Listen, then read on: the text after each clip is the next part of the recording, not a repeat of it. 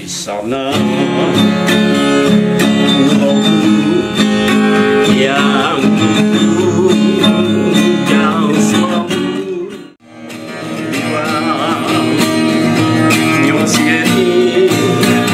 ya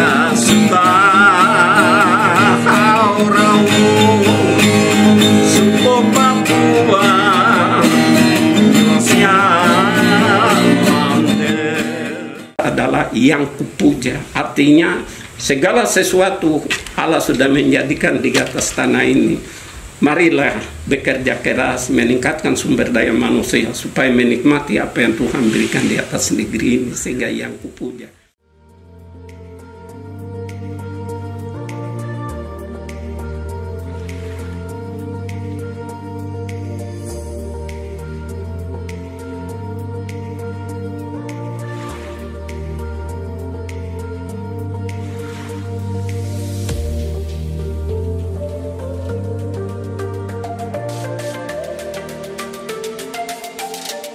Biak sering dijuluki surga kecil di Indonesia Timur.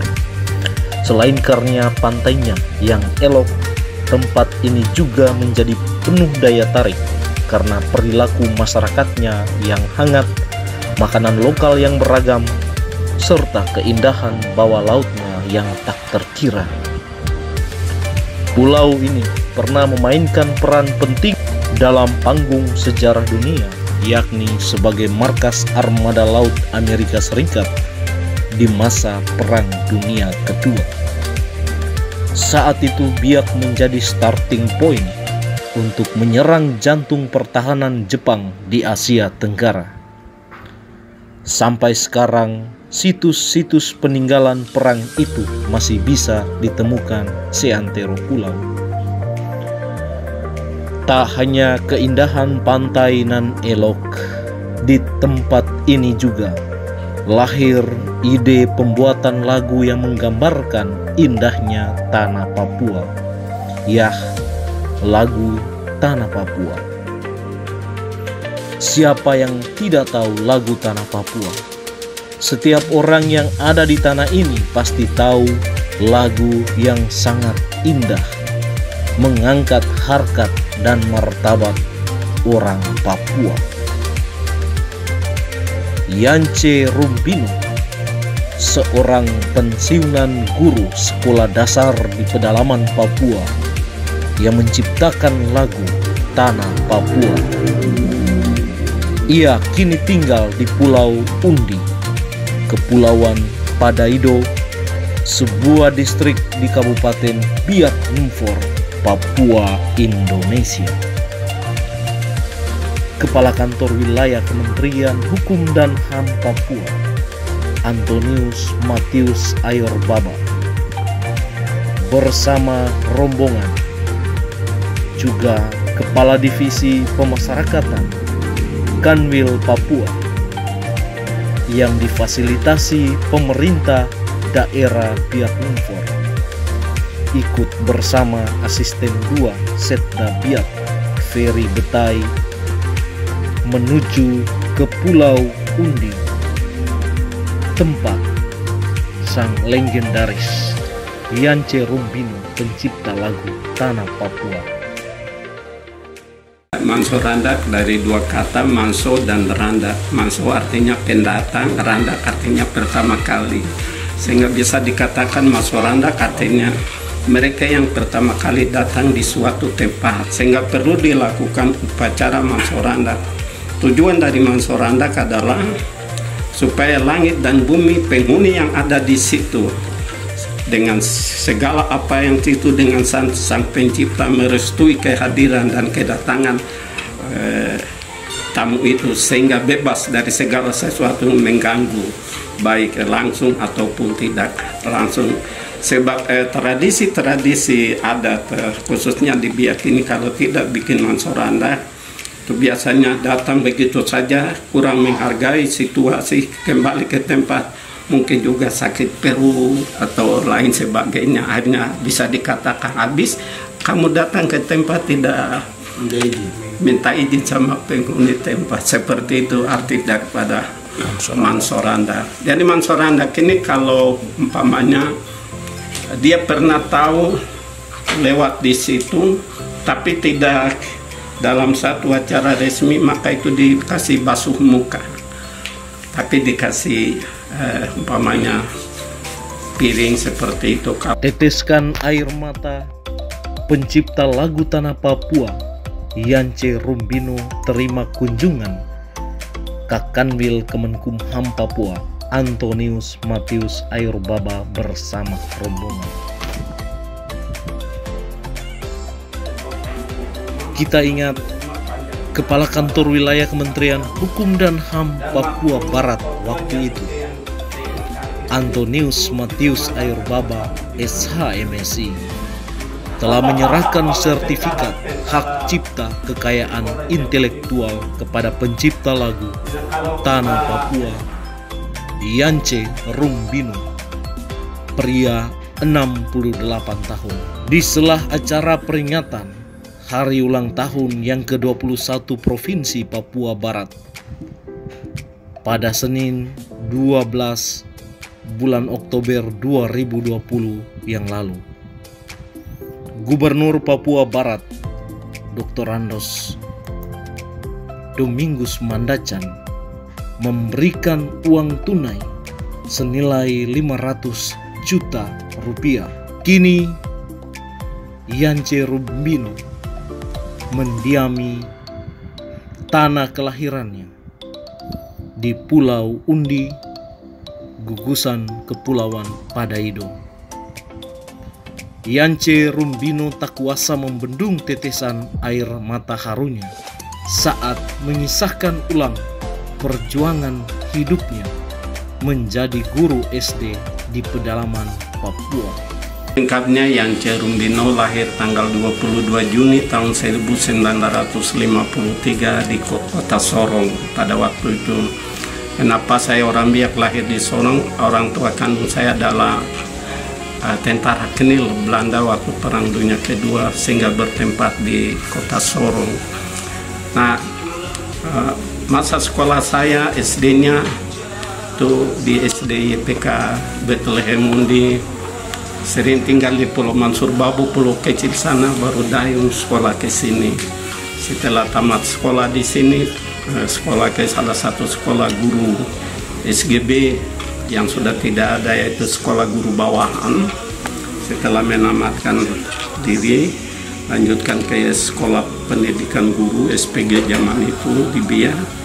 Setelah itu tidak melanjutkan kuliah, ditugaskan ke Puncak Jaya atau pedalaman Papua tahun 1975. Kami zaman itu waktu sekolah sudah mendapat uang ikatan dinas, sehingga sebelum ujian SK sudah disiapkan.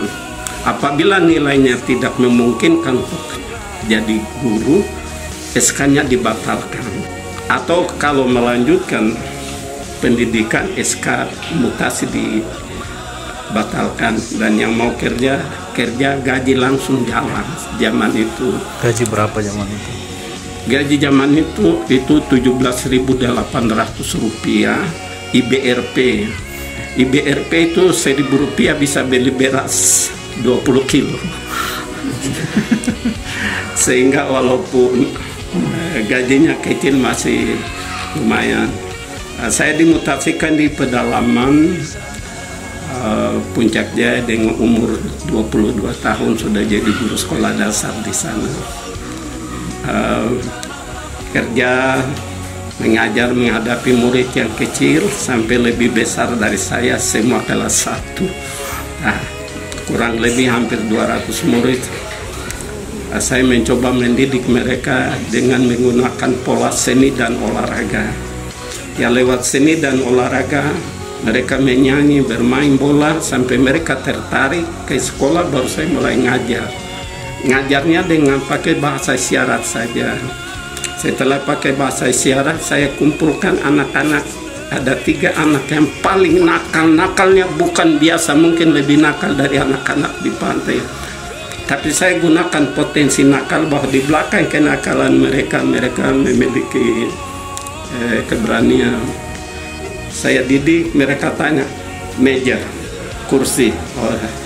Lama-lama menjadi juru bahasa untuk saya untuk mengajar. Akhirnya berhasil mengajar, mereka tahu tulis dan membaca, dibantu dengan teman-teman lain yang dimutasikan. Dan diantara keunikan yang ada, muncul seorang anak kecil 6 tahun telanjang bulat. Waktu saya bingung, dia katakan, "Pak Guru mau bilang apa dalam bahasa Indonesia?" Saya katakan, "Kamu tahu bahasa Indonesia?" "Iya." "Dari mana tahu bahasa Indonesia?" "Karena SD ini SD pertama dibuka SD Impres." Dia katakan, "Saya lahir di Narotali, bapak saya guru Injil, jadi saya tahu bahasa." Anak kecil itu membantu saya untuk mengajar. Dia jadi penterjemah, hanya berhasil. Setelah berapa tahun di sana, terjadi kerusuhan di daerah itu, yaitu daerah Sinak yang sampai hari ini masih bergejolak. Akhirnya oleh Kapolres Nabire waktu Dr. Andes Sukri Malik menjemput saya untuk harus tinggalkan daerah itu, kembali ke Nabire. Akhirnya saya kembali ke Nabire lewat kerja saya yang diperhatikan oleh pemerintah. Akhirnya saya diberi kepercayaan sebagai guru sekolah dasar 33 tahun, menjadi kepala SD untuk memimpin berbagai macam SD di Nabire kota sampai pinggiran kota, dan pernah ditarik untuk menjadi kepala bidang promosi dan penyuluhan Dinas Pariwisata, dan saya pensiun sebagai pengawas sekolah tingkat sekolah dasar. Pengalaman mengajar lainnya adalah saya mengajar SMP, SMA, SMK, khususnya di bidang seni dan budaya, dan selama 6 tahun membantu memberikan kuliah kepada FKIP Uncien cabang Nabire, program D2 dan S1 tentang seni dan budaya, bagaimana mengajar di SD supaya tertarik dan khususnya pengembangan seni dan budaya. Memilih kembali di pulau ini sebagai nelayan. Pensiunan guru sekolah dasar di pedalaman Papua ini pun menuturkan kisah singkatnya pada rombongan yang berkunjung ke Pulau Undi dan di rumah orang tua Rumbino yang telah ia renovasi. Rumah itu peninggalan orang tuanya di kampung yang dibangun sejak tahun 1957, yang sebelum direnovasi kondisinya rusak berat. Yance Rumbino yang didampingi Kepala Kantor Hukum dan HAM Papua, Asisten 2 Setda Kabupaten Biak, Kepala Divisi Pemasyarakatan, dan rombongan lainnya di kediamannya berkisah bagaimana susahnya mengabdi di pedalaman Papua dan awal menciptakan lagu Tanah Papua.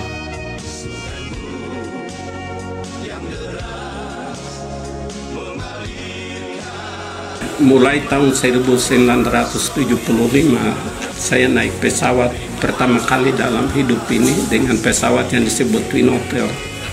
Berangkat perjalanan 1 jam ke Mulia, ibu kota yang sekarang jadi ibu kota Kabupaten Puncak Jaya. Saya melihat di lereng-lereng gunung awan yang bagaikan salju abadi. Kok di sini ada orang? Saya anggap itu misteri ya. Pertama kali di Puncak Jaya saya turun, saya lihat kok orang pakai koteka. Karena sebagai teman orang Papua zaman itu kami tidak tahu bahwa ada saudara di lereng gunung masih telanjang, itu tidak ada, karena tidak ada mass media, surat kabar ataupun televisi yang bisa kita nonton. Kami rasa aneh dan tidak dapat penjelasan bahwa yang Anda hadapi di sana mereka telanjang, kami tidak tahu. Begitu turun di sana saya lihat aneh. Saya berjalan kaki dari Kota Mulia ke Kota Sinak, itu memakan 1 hari 1 malam, bermalam di tengah jalan dengan tidak mampu. Tapi suatu saat saya berjalan duduk di lereng gunung, saya lihat burung kakak tua putih berterbangan. kecil di bawah sana. Saya dalam hati saya, Papua ini misteri sekali, unik. Kok ada orang tinggal di tempat yang susah seperti ini? Apa maksud Tuhan di balik itu? Nah, saya jalan kaki sampai bermalam di tengah jalan dengan hanya memiliki uang 300 rupiah. 300 ini 100 beli tebu, 100 beli tebu sebagai air minum, kemudian 100-nya beli petatas untuk dibakar, dikubur di dalam abu, ditutup. Setelah itu dikeluarkan sudah masak. Lanjutan perjalanan ke Sinak. Selama saya tugas di Sinak, kami tidak mengenal uang, tidak mengenal nasi.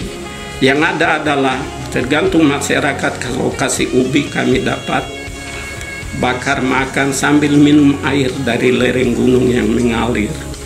Nah, kami tidak pernah mengeluh karena begitu, karena kami rasa kami adalah utusan yang harus atau melakukan suatu panggilan demi kemajuan masyarakat di tempat itu. Nah, dan suatu saat saya jalan kaki dari Sinak ke Kabupaten Tium. Tium adalah wilayah Jayawijaya waktu itu. Di sana saya melihat banyak hal-hal, ada batu-batu yang terukir indah. Lembah Balim perkampungannya di pulau-pulau kecil. Lalu sambil berjalan, udang-udang yang di Wamena lebih dikenal udang selingkuh. Itu sudah ada di tempat itu, hanya kita keringkan tempat, kita pungut udang dengan tidak memakan biaya, tenaga. Setelah itu kita tampung kembali lagi, nanti udangnya di situ. Hal-hal seperti ini saya anggap agak misteri. Di sana ubi jalarnya sebesar 2 jari karena terlalu dingin. Kalau yang kolnya besar sebesar kepala dengan apa yang namanya ini kentang itu besar sekali, di dalamnya kosong karena terlalu besar. Dari sana saya kembali lagi ke Cina dan banyak hal yang sini. Setelah saya pulang di Nabire, tugas di Nabire, pada tahun 1985 saya dengan istri saya jalan-jalan 100 km dari Nabire ke pedalaman. Jalannya baru dibuka tapi belum selesai. Sampai di satu bukit namanya Bukit Gamein. Saya turun, saya melihat emasnya ada di sungai. Lalu saya turun, saya katakan sama istri saya, cepat atau lambat semua sungai-sungai di Papua akan mengalirkan emas. Dan semua emas yang saya bawa di tangan itu saya hambur di hutan. Akhirnya menjadi berkat untuk orang di atas tanah ini. Nah, saya pulang, saya nangis sampai di rumah. Istri saya tegur saya, "Bapak menangis tapi tahan setir, karena kalau jatuh tidak tahu jam berapa sampai di bawah sana." Nah, lalu saya nangis dalam perjalanan. Dalam pikiran saya, Tuhan menciptakan tanah ini kaya raya deh, tapi sumber daya manusia di tanah ini sangat kurang. Apa maksud Tuhan begitu tanah ini kaya tapi kami belum maju? Nah, kini harus kami bergerak, bangkit, meningkatkan sumber daya manusia Papua itu sendiri supaya menjadi tuan di atas negerinya, tidak menjadi penonton di atas negerinya. Menikmati apa yang ada di tanahnya hanya satu, peningkatan sumber daya manusia lewat jalur pendidikan dan apa saja. Nah, hanya 2 hari kemudian saya terdorong tahun 1985 kurang lebih bulan November, saya mencoba menulis lagu ini. Saya tulis lagu ini itu pun macam ada bahasa yang saya tidak ngerti, tapi saya tulis saja. Nanti setelah sudah selesai, saya mencoba mengerti apa yang saya tulis seperti itu. Sehingga waktu itu syair pertama kali itu Irian Jaya, karena tahun 85 Papua belum disebut Papua. Jadi lagu ini judul aslinya adalah Irian Jayaku. Nah, Setelah tahun 91 Otsus mulai diorbitkan di Jakarta, baru orang-orang Papua khususnya dari Nabire mereka mulai nyanyi lagu ini bersama-sama dengan mereka yang merubah kata Irian Jaya ku menjadi tanah Papua. Mereka lapor saya setuju, karena kalau nyanyi Irian Jaya sudah tidak laku, bukan waktunya lagi, harus tanah Papua. Nah, lagu ini saya tulis lengkapnya dengan syair. Di sana pulauku yang kupuja selalu, Irian Jaya pulau indah, hutan dan lautmu yang membisu selalu, cendrawasih burung emas, gunung-gunung lembah-lembah yang penuh misteri, yang kupuja selalu keindahan alammu yang mempesona, sungaimu yang deras mengalirkan emas. Oh ya Tuhan, terima kasih. Nah, nanti kemudian itu yang syair tanah Papua, Irian Jaya dirubah jadi tanah Papua. Sampai lagu ini diluruskan oleh Bapak Aibaba selaku Kepala Kanwil Hukum dan HAM Provinsi Papua Barat, pernah mengundang saya ke Manokwari. Dalam pers saya menjelaskan, karena mereka sering nyanyi, ada yang bilang di sana, kok ada di sini baru bilang di sana, sehingga sampai hari ini. Kemarin saya baca di Jayapura masih menyanyi di sini pulauku, karena mereka bilang Pak Rumbino bodoh sekali, kok ada di sini baru bilang di sana. Nah, sehingga di waktu di Manokwari saya jelaskan, waktu saya diundang memberikan ceramah tentang budaya dalam pendidikan dari tingkat TK sampai SMP, SMA, SMK Provinsi Papua Barat. Sebenarnya ada 2 pembicara, satu dari Jakarta, satu dari Batu Malang, Jawa Timur. Saya dari sini diundang berbicara tentang budaya dalam pendidikan. Sehingga waktu saya selesai orasi pendidikan, mereka tanya lagu ini, mengapa Bapak ada di sini, kau bilang di sana? Nah, karena yang saya ceramah ini kaum intelektual, jadi saya hanya singkat-singkat, saya mari kita menyanyi Indonesia Raya. Ada keyboard dalam ruang, saya suruh pemain keyboardnya bunyikan musik, saya pimpin Indonesia Raya, semua berdiri. Indonesia tanah airku, tanah tumpah darahku, di sanalah aku berdiri. Stop, duduk semua. Hari ini kita sepakat ganti Wagerudok Supratman punya ciptaan, jangan bilang di sanalah aku berdiri, bilang di sinilah aku berdiri. Wagerudok Supratman karang lagu ini dia ada di mana? Eropa kan, dia ada di Indonesia, kenapa dia harus bilang di sana? Terus lagu berikut, Indonesia tanah air beta, pusaka abadi nan jaya. Indonesia sejak dulu kala tetap dipuja-puja bangsa. Di sana tempat lahir. Stop, duduk semua. Kita sepakat di Manokwari, ganti bilang di sini tempat lahir beta. Jangan bilang di sana tempat lahir beta. Kok penciptanya ada di mana, kok bilang di sana? Saya jelaskan dalam eksistensi, melihat sesuatu itu harus ke dalam, baru melihat keluar. Kalau saya bilang di sini, saya harus memikirkan orang biak saja. Dia harus bersifat universal. Melihat Papua supaya maju itu keluar dulu, menyangkal diri, baru melihat, oh di sini yang bagus, di sini yang beres, di sana yang belum. Itu sifatnya universal. Dia jangan bilang di sini. Maka itu kalau orang menyanyi di sini, dia adalah orang yang paling angkuh di atas tanah ini, paling sombong di atas Papua ini. Terus ada syair, bagian syair yang saya luruskan atas permintaan Bapak Aibaba dalam di sana. Triwamisi katakan, kau kupuja. Kau kupuja artinya saya puja Papua. Jadi Papua dianggap sebagai Tuhan, dewa yang selalu dipuja-puja. Kerjakah tidak kerjakah, kerja atau tidak kerja, begitu saja. Yang penting puji Papua, bukan soal itu. Untuk membangun Papua memerlukan sumber daya manusia yang harus bekerja keras di atas tanah. Sehingga terus ada yang bilang kau kupuja, yang tadi, yang kedua kan kupuja. Kan kupuja artinya akan kupuja. Jadi apa yang karya Allah di atas negeri ini belum disyukuri, hanya masih dalam angan-angan saja. Sehingga adalah yang kupuja, artinya segala sesuatu Allah sudah menjadikan di atas tanah ini marilah bekerja keras, meningkatkan sumber daya manusia supaya menikmati apa yang Tuhan berikan di atas negeri ini, sehingga yang kupuja. Terus yang terakhir di situ dikatakan sio ya Tuhan, itu trio ambisi pu versi yang betul, oh ya Tuhan terima kasih, karena kita berterima kasih untuk Tuhan. Tidak pernah kita berdoa sio ya Tuhan terima kasih, tidak pernah. Oh ya Tuhan terima kasih. Sehingga syair ini yang saya luruskan di Papua Barat waktu itu, dan beliau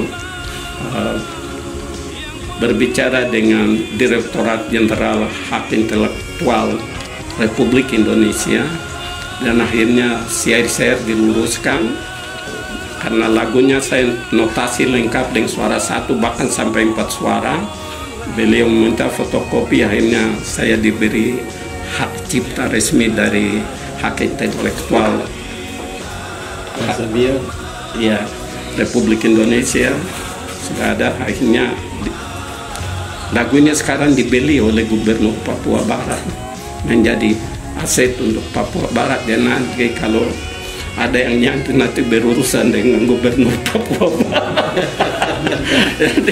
Seperti, dan lagunya saya buat dalam 3 bahasa, bahasa Indonesia, bahasa Biak kan saya orang Biak, dan bahasa Inggris.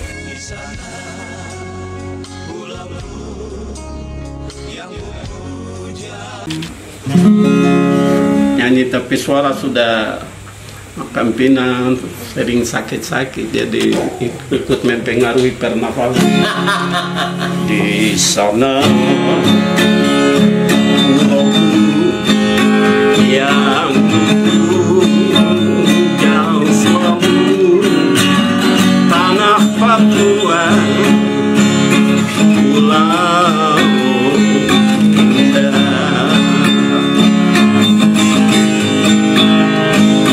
kandang laut yang membisu selalu cendrawasih.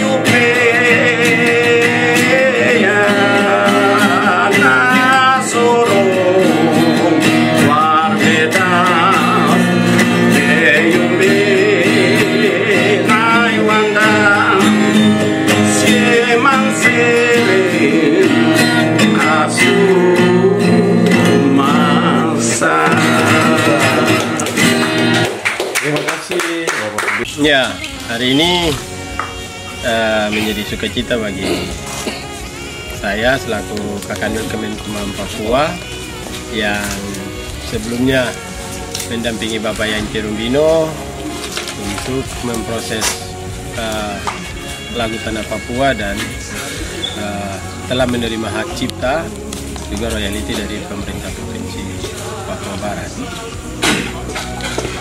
Pulau Undi menjadi sebuah pulau yang menjadi peradaban juga oleh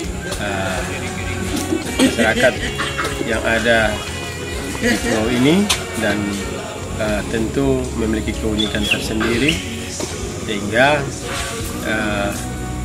ada hal-hal yang juga tadi kita dengar tentu diberikan karunia oleh Tuhan untuk penduduk dan masyarakat di pulau ini. Katakanlah pulau ini juga memiliki sumber air yang sekalipun di pulau tapi tidak bergaram dan sangat baik untuk konsumsi. Ini memberi sebuah tanda bahwa betapa Tuhan itu mengaruniakan suatu peradaban dari generasi ke generasi, dari setiap tempat dan negeri yang tadi menjadi misteri dari keterangan Bapak Yance.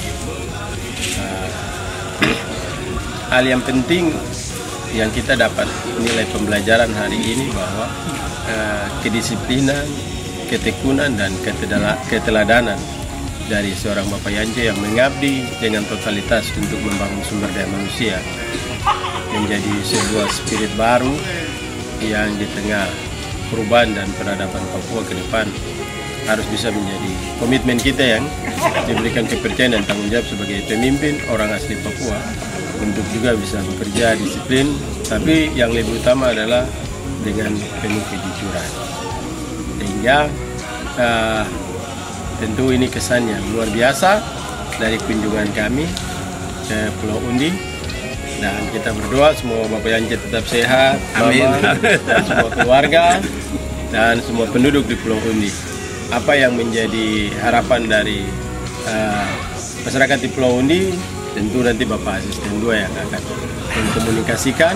Kami sampaikan tuh Bapak Kepala Dinas Pendidikan Provinsi Papua, Bapak, saya nama lengkap Yance Rumbino, pensiunan guru SD. Setelah saya kembali ke Pulau Undi ini, saya melihat bahwa untuk mengejar kualitas pendidikan sangat kurang, karena saya lihat yang terjadi adalah kuantitasnya saja. Sehingga saya terdorong melalui sidang jemaat gereja GKI Bethlehem Undi, kami sepakat dan mereka setuju saya mau mendirikan semacam penanggulangan membaca, menulis dan menghitung, write, read, reckon, karena kelihatannya ada murid yang sudah kelas 5 bahkan tamat SD pun belum membaca. Apa sih yang susah? Saya siap membantu itu, hanya saya mau masih secara usaha pribadi akan mencari buku-buku yang menunjang itu, ya buku-buku petunjuk dan lain sebagainya untuk pendidikan dasar mereka lebih bagus. Nah, ini yang saya hendak usahakan, kiranya ada buku-buku itu bisa kami minta tolong ke alamat saya di Pulau Undi ini. Terima kasih, itu saja. Tapi berkaitan dengan pendidikan di Pulau Undi, pesan dari Bapak Yance tadi akan saya lanjutkan kepada Kepala Dinas Pendidikan Provinsi Papua, dan kita berharap dalam waktu tertentu Bapak Kadis Provinsi Papua juga bisa mengunjungi Pulau Undi dan menyerahkan buku-buku bantuan untuk mendukung pengembangan SDM. Sekali lagi terima kasih untuk Bapak Yance, Mama dan semua keluarga. Tuhan memberkati Kasumasa.